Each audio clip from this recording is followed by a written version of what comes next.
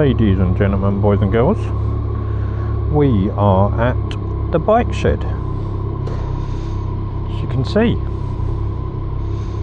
beautiful place, lovely old building. Sorry if you can't hear me because of the noise of the bikes, but I'm hoping you can. Obviously we're under a railway arch, so my music will not do what it's supposed to be doing because there is no signal. And I did mean to make a video on the way down here, and I got to the point where I was going to start the video, went to press record, and my camera tells me that I don't have a memory card inserted. Fantastic. So yeah, didn't record on the way down here. Cheers, mate. And yeah, basically got here, thought shit, I'm not going to go and buy another memory card, and realised I've got my 360 camera in my bag, so took the oh look at that, what a tune, took the memory card out of that, and yeah, now we have a recording.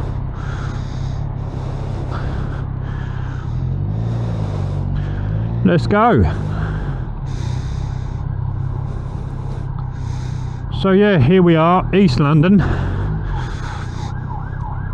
Not something I do very often. I don't ride into London, but I wanted to make a video coming to the bike shed.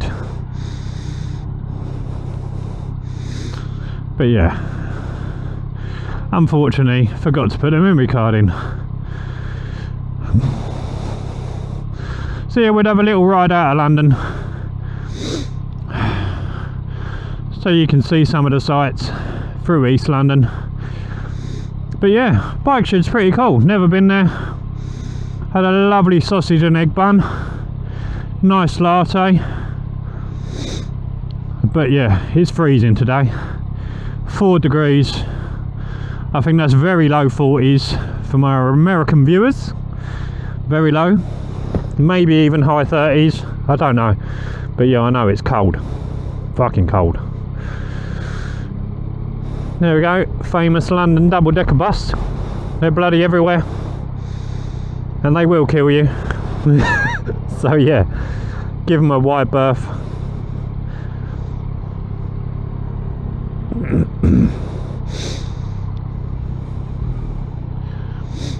Through my head.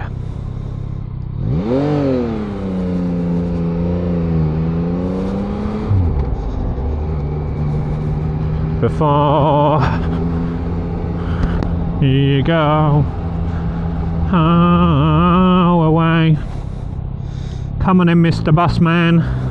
See, double-decker buses, they will give you a hellish afternoon if you give them the chance. Just be aware of them. Their visibility is probably not great. Well, what am I talking about? Back in the day, 1 wheel, 2 wheels used to be a shunter. Now a shunter is a guy that when the buses have finished their shift at night, he's the dude that fills them up with diesel, gives them a wash, cleans them out on the insides, parks them up for the night, ready for the next day.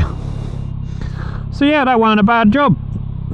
You know, it was unsociable hours, but if you ain't doing nothing with your life, what's it matter? So yeah, I used to do that at night time. I'd start work at about 5 in the evening, finish at what, 1, 2 in the morning, something like that. But yeah, the bonuses were unreal.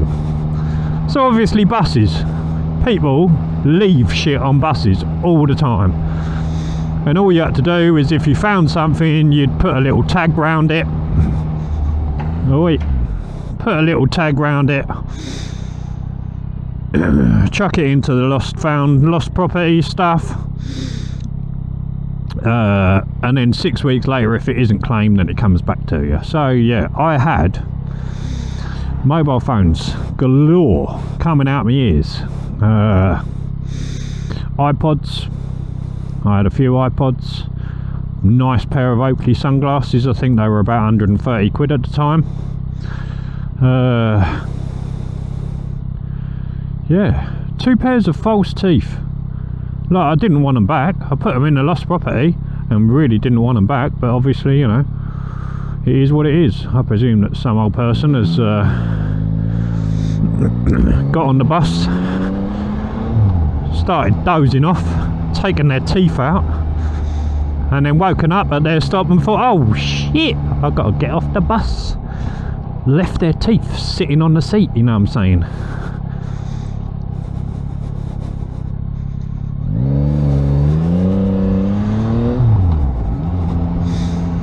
So yeah, 2 pairs of false teeth. The fuck I'm supposed to do with them, I don't know. But yeah, I do believe that I ended up throwing them in the bin, because what am I going to do with some? Actually no, I think I just left them in lost property, because you know, teeth are expensive, man. These old people might come to their senses and realise that they left them on the bus, but I can't imagine it, not after if they've been sitting there for 6 weeks. But anyway, what on earth am I babbling on about? It's the new year. Hope you all had a lovely new year. But yeah, this is East London. East London. There's a lot of graffiti around here if you come off the main roads and yeah, do a little bit of exploring, but we're not doing that today because it's fucking cold and I want to go home. I've had a nice lunch, I've had a nice ride down here. I was pissed off that I'd forgotten my memory card. Happy that I realised that I do have a memory card. I'm not sure, I think I might have got in the wrong lane, but never mind, we'll go straight. I know my way. I do a lot of work around this area, so I'm always driving around this area. That's why I've got no sat-nav on, and I don't know why my music ain't playing. That's annoying. That means I've got to pull over, take my glove off and figure it out. What are you doing? It's not even saying that it's playing. Fucking thing. Ooh! Shit sent to test you, bruh.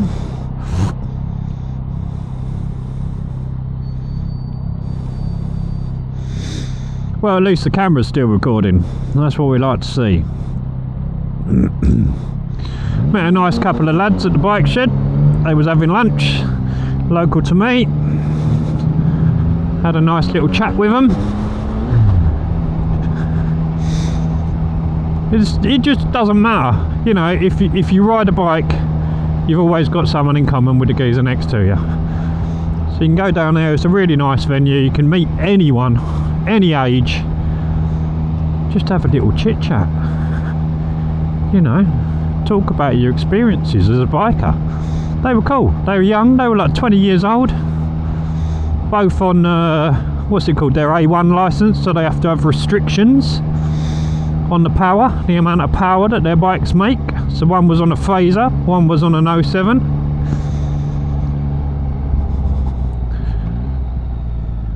But yeah, yeah, we had a chit chat about my daughter. My daughter's planning on doing her CBT. She's been asking me for advice on 125s. I don't know, I've never owned a 125, but I will say, I did say to her, I said it depends on what you want. If you want to go fast, then you want to go old. You want to go old and 2-stroke. Back in the day when I was a naughty little teenager, I used to ride a little RD 125. Thing was crazy power band, 105 mile an hour. There's no way that a modern day 125 will do 105 mile an hour. I hired a GSX 125R when I passed my CBT just to get an idea of what it's like riding around on the roads on your own, because I'd only ever done training. And yeah, the thing, I thought I was loving it when I got it up to like 63 mile an hour, things screaming its fucking balls off, you know. But yeah, you ain't getting much more than like 70 out of a modern day 125, mate. I mean, the lads were saying that they had an MT 125 and it would quite happily sit at 70. Don't get me wrong, it was up there in the rev range. I think he was saying that, yeah, he could get it to sort of 80, 85, but yeah, I don't know, just, yeah. So yeah, she likes the idea of a MT, because obviously I ride an MT, or the XSR 125, a bit more retro looking, a bit cool looking, you know, got a big round headlight, does look nice. To be absolutely honest, I was toying with the idea of getting the XSR myself, the 900, because it had all the cruise control, everything that this does, for a slightly less price, but it doesn't have the suspension, and it's not quite the handful that this is, but it is only a handful if you want it to be a handful, you know. It's all in your right wrist. Everything about biking is all in your right wrist. If you want to be Larry, then you're going to be Larry, and you know, you can have a bit of a flip flappy right wrist, you know. Look at that. Votes for women.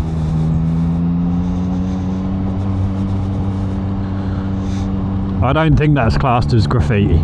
I think that's a mural, because it was sanctioned.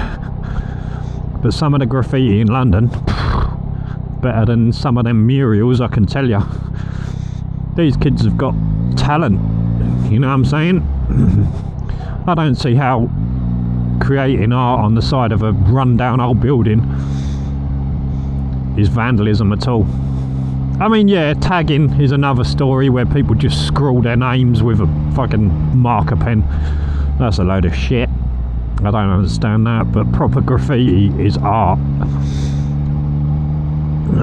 And yeah, I can understand it if the dude owns the building doesn't want art on the side of his building. It's a bit annoying, because then you got to pay someone to come and, you know, chemical it off or pressure wash it off or whatever they do to get it off. But in my opinion, it's art. But yeah, so this is old Ford E3 postcode. You got Roman Road on the right hand side. Used to be a quality old market road. They'd set up markets down there, market stalls down the road, close the road a few times a week, have a nice market down there. Now, yeah, it's a market, but I mean, it's all just Wish products and second-hand clothing. You know, you want to buy a load of shit, then that's what majority of markets are nowadays. You know, it is sad, really. I mean, yeah, don't get me wrong, you go to the local market, the butcher's is really good in there. You got a cheese man that's really good. You can get all the fancy cheeses, all the biscuits, and then the butcher, yeah, you can get all your meats, all your rare meats as well. Like, he sells game as well, so depending on what you want to buy, the butcher will have it. I'm trying to think what else they have in the market. I mean, it's just, oh, I think there's a material place there. Not my cup of tea, I don't sew. But yeah, markets are not what they used to be. Oh, and of course you got the fruit and veg in it. Fruit and veg boys screaming and shouting, get your pears, get your apples, broccoli on 2 for 1. You know, shit shout. Shit shout. Shouting about all this shit that they got selling, you know. Right, so now we're leaving. Oh yeah, that's the Olympic Village. You see that calf up there and that silver spirally tube thing? That is a slide. So that was where the Olympics was. We'll be going past there, you'll see some more in a minute. But yeah, they built a slide coming from the calf. So you got a tower so that you can outlook over the top of the old Olympic Village. See what's what. Let's go. And yeah, you can go up there, have something to eat, and then you can pay a tenner, because you can fuck the stairs off and just slide down to the ground, you know what I'm saying? Whee!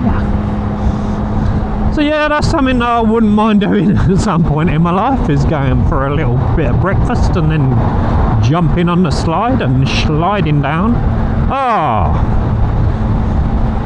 it's raining. I'm getting upset with this.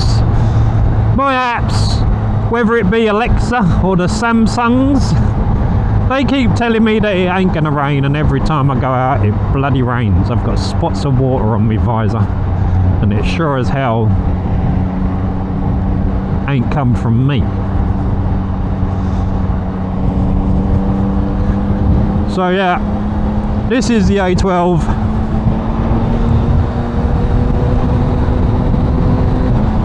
I think we're going to stay on the A12 because I come down via the M11.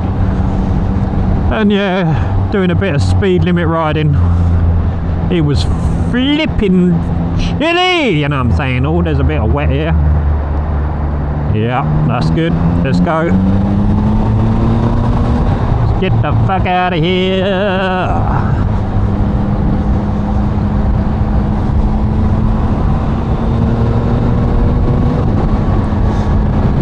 Yeah, so over to the right, these are all the car parks that they built for the Olympics.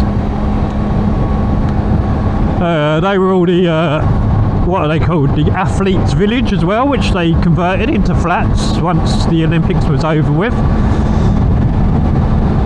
You've got, what's that? I think that's the velodrome for the cycling. And then you got the BMX track on the right, just after that, I think. Or is it over there? I can't remember. I know there's a BMX track around here somewhere. But over there you got the what they use as a football stadium now for the West Ham. Day is over there. It is chilly, brother.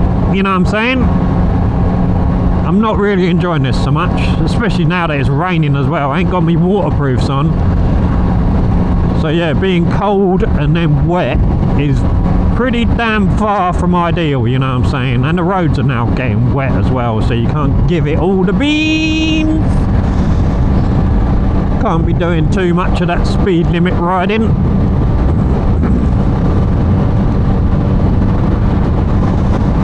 Because it'd be chilly out here and wet.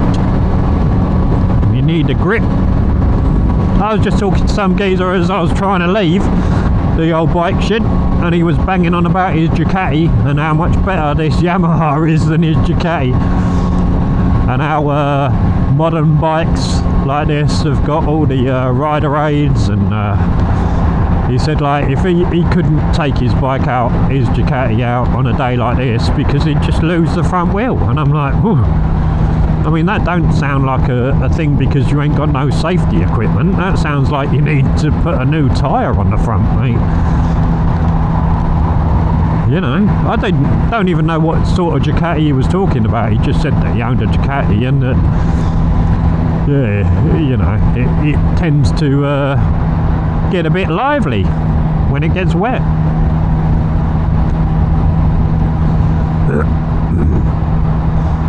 So yeah, we're coming out via Waltham Forest. We're heading towards Romford. And I think, yeah, we'll stay on the... oh, there's a bike. Oh, I think I see this earlier. Yeah, I did. Dude's bike just sitting there, chilling. YZF.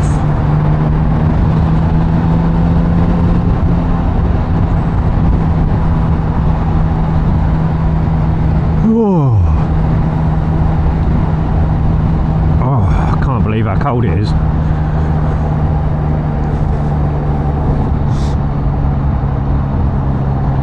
But yeah, I really was getting excited about making a video today. Oh yeah, I got the new mic. So I've got a new mic. I'm hoping that it sounds good. I did test it out indoors, and yeah, it was coming out in stereo rather than just like the one side of the surround sound. So yeah, hopefully that's all sorted out. You're not hearing too much wind noise and you can hear my voice nice and clear. That's what I'm hoping. Oosh! That drain cover needs to be raised up. That was dog shit. Fancy that. Oh, that was terrifying. Why is this cunt not going. I mean, they've got a massive gap in front of them, and they're fucking slamming on their brakes like a fucking dickhead. Jesus, these drivers, man, fucking do my head in. This is why I tend not to come to London, because there are so many dickheads, and in London you seem to have more dickheads than anywhere else.